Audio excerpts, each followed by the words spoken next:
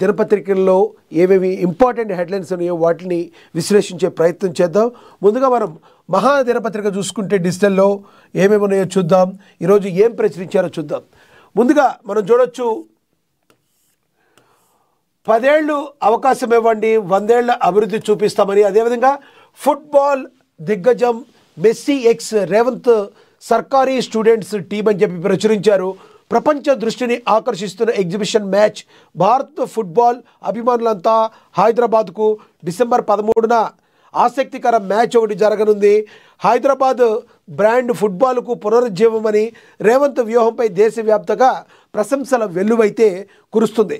రేవంత్ సర్కార్ ఒక్క ప్రజలకి మంచి చేయటంలోనే కాదు, అభివృద్ధి పనుల్లోనే కాదు, క్రీడల్లోనూ కూడా తమదైన మార్కును చూపించడానికి మరి రేవంత్ సర్కార్ నడుం బిగించింది. దానిలో భాగంగానే క్రీడాకారులకు మరి అత్యధికంగా వాళ్ళకి ప్రోద్బలాన్ని ఇస్తూ, ఎవరైతే క్రికెట్ మ్యాచ్ల్లో గెలిచినా వ్యక్తిగతంగా వాళ్ళు మంచిగా పార్టిసిపేట్ చేసి మంచి మంచి మెడల్స్ సాధించిన వాళ్ళకి ఉద్యోగాలు ఇవ్వడము, ఇళ్ళు ఇవ్వడము, లేదంటే వారిని ఎంకరేజ్ చేసేవి, ఇవన్నీ కూడా రేవంత్ సర్కార్ చాలా బాగా చేస్తుంది. గతంలో కూడా మనం చూసాం.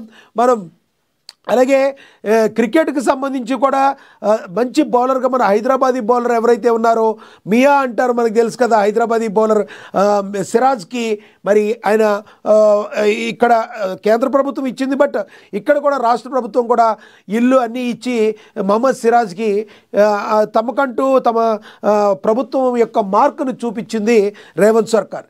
అదేవిధంగా ఫుట్బాల్లో కూడా ఈ రోజున మెస్సీ ఎక్స్తో రేవంత్ సర్కార్ స్టూడెంట్స్ టీము మనం చూడొచ్చు. ఫుట్బాల్ పట్టుకుని మరి మిగతా యువకులందరితో క్రీడాకారుల యొక్క స్ఫూర్తిని చెప్పేందుకు, యువత అంతా కూడా మరి క్రీడల వైపు మక్కువ చూపేందుకు రేవంత్ సర్కార్ నడువు బిగించింది.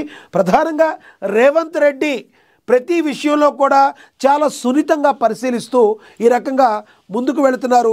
యువకులందరినీ కూడా క్రీడల వైపు వాళ్ళ మైండ్ థాట్ మళ్ళేటట్టు చూస్తున్నారు రేవంత్. అదేవిధంగా తెలుసు మనకి, కొంతమంది యువత ఈ రోజున పెడదవ పట్టే అవకాశం ఉంది.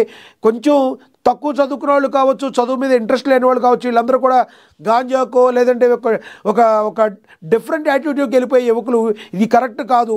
మీకు ఒకవేళ చదువు అబ్బనట్లయితే, ఒకవేళ మీకంటూ కూడా ఇంకా చాలా లైఫ్ ఉంది, దానిలో ఈ గేమ్స్ని మీరు గేమ్స్లో రాణించగలిగితే మీరు మిరాకిల్ సృష్టించవచ్చు అని చెప్పి ప్రభుత్వం యువకులందరినీ కూడా క్రీడల వైపు మళ్లించడానికి రేవంత్ తన ఏదైతే చెయ్యాలనుకున్నారో దాని తపన్ని ముందుకు తీసుకెళ్ళటం మనమైతే చూస్తున్నాం.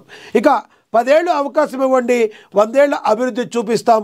వడ్డించేవాడిని నేను, పాలమూరుకు నిధులు కొదవలేదు, 2 ఏళ్లలో ప్రాజెక్టు పూర్తి చేయకపోతే వీపు విమానం మోతే, సర్పంచులుగా ప్రభుత్వంలో కలిసి పనిచేసే వారికి ఓటేయండి. మక్తల్ ప్రజాపాలన ప్రజా విజయోత్సవ సభలో ముఖ్యమంత్రి రేవంత్ రెడ్డి వ్యాఖ్యలు చేశారు. వడ్డించేవాడిని నేను, 100% అభివృద్ధి జరిగి తీరుతుంది. కానీ ఇక్కడున్న అధికారులు కావచ్చు, లోకల్గా ఉన్న నాయకులు కావచ్చు, కంపల్సరీ మీరు చెప్పిన పని చెప్పిన విధంగా చేయాలి, లేకపోతే వీపీ విమానం మోత మోగిపోతుంది అన్నట్టుగా కూడా ఆయన చెప్పడం జరిగింది. 100% పాలమూరు అభివృద్ధికి నిలయంగా మారుతుంది, 100% అభివృద్ధి చేసి చూపిస్తాం, నేనే కదా వడ్డించేవాడిని అని ఆయన చెప్పడం జరిగింది. సో పాలమూరు యొక్క అభివృద్ధిని ఎవరు ఆపలేరని ఆయన చెప్పడం జరిగింది. అలాగే జిహెచ్ఎంసీ విస్తరణకు ఆమోద ముద్ర, ఆర్డినెన్స్కు ఆమోదం తెలిపారు మరి గవర్నర్. ఇక 58,000 కోట్ల